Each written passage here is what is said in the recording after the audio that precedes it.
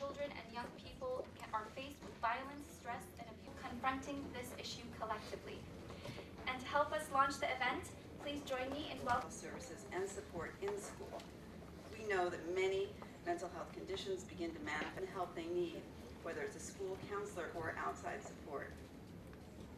Third, where there are policies and systems in place and ensuring that classroom teachers don't have to take on the role of an education professional has access to learning opportunities and training to support student mental health and well-being. That when faced with an emotional problem, they prefer to turn to friends because it feels the schools are safe spaces equipped with enough resources so children and adolescents may feel they can be well or better protect, that someone will help them as adults. We are certainly going to hear many precise figures today. Every 24 hours, 126 children and adults.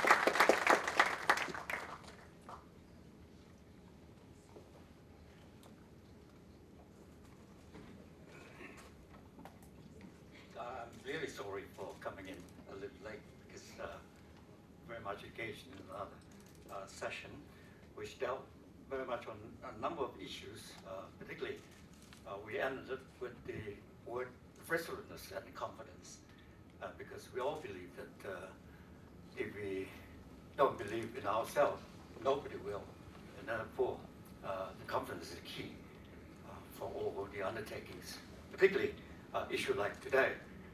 We have to discharge it or undertake it with full confidence in order to make it a successful task in our hands. Your Majesty, Queen Lecia, distinguished guests, good afternoon to you all.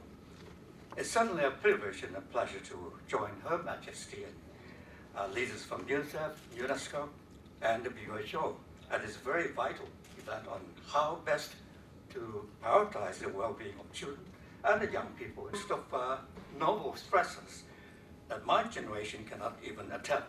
By all means, my generation, all our colleagues is our generation is 7-up. 7-up is not in those days after the war.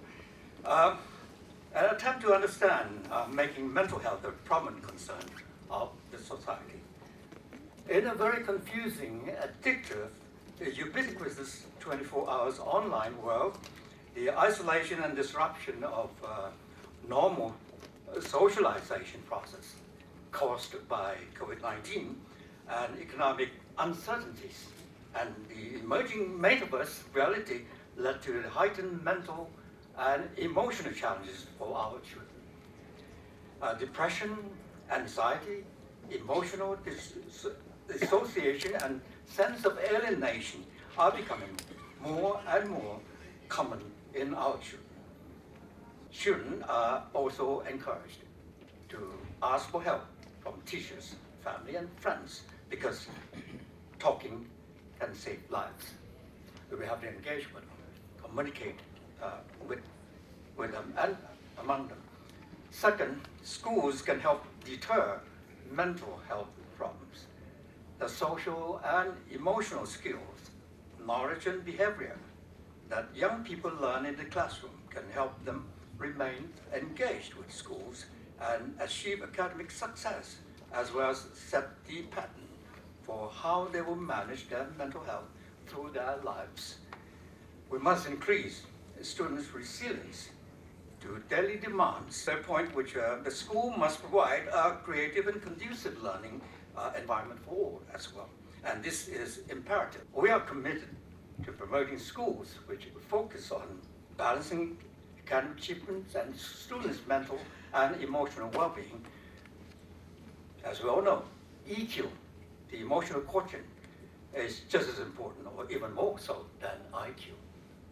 Excellencies, Majesties, education is more than teaching academic clients or contents. It has distinct and tremendous power to prepare students for a healthy and fulfilling life. So let us join hands in transforming education to be a booster dose of inspiration for all children on all children, regardless of their age, section, gender. And let us continue to invest in helping our children grow and thrive and live a life of joy and positivity. On that note, I look forward to the call for action led by the Director General of WHO. The Royal Thai government stands ready to render our support and champion the issue of children and young people's mental health and well-being, as all the reasons stated earlier, and because we all know that they are certainly the future of our world. So I thank you very much for your attention. Thank you.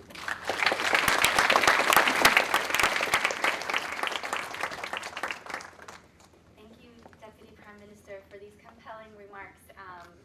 We definitely hear you. Mental health is a critical issue for young people in Thailand. As you mentioned, You felt trapped. Your friends moved to verbal abuse.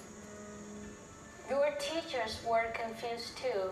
I mean, they weren't really equipped with the right skills and knowledge in dealing with mental health issues. But you would meet a person, and she helped. A girl who sat silently, listening to your whole story, non-judgmentally. That was when you realized you had been wrong the whole time, that you were not alone at all. You would learn to conquer that screaming voice inside your head, step by step. And you will also learn that you need to seek for support. I want to see schools where mental health issues are looked at just as any other physical challenges, and there will be no longer barriers, stigma, or discrimination that stop us.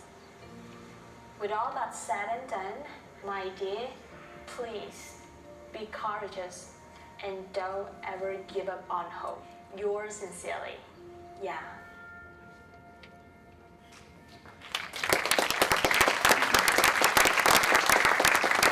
today, WHO joins us in convening this event. And this is strategic for us as the two agencies, UNICEF and WHO, have jointly identified mental health